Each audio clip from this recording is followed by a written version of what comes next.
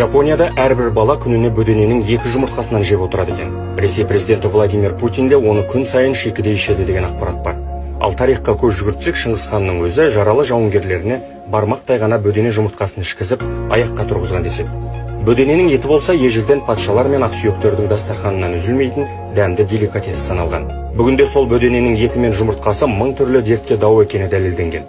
Мамандар бөдене жұмыртқасын әсіресе балаларға, қарттарға, аяғы ауыр және емізулі баласы бар әйелдерге, сырқат және әлсіз жандарға жиі тұтынуға кеңес береді.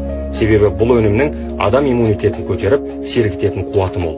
Ойлау қабілетін арттырып, ағзаны түрлі жұқпалы аурулардан қорғайды. Нақтырақ айтсақ, бөдене жұмыртқасы мынадай ауруларға таптырмас ие. Біріншіден, бөдене жұмыртқасы бас ауруына, демікпе мен туберкулезге аса пайдалы. Қан қысымының көтеріліп және түсіп кетуін реттейді. Бүйрек, өкпе, асқазан, ішек ауруларын, асқазан жарасын жазады.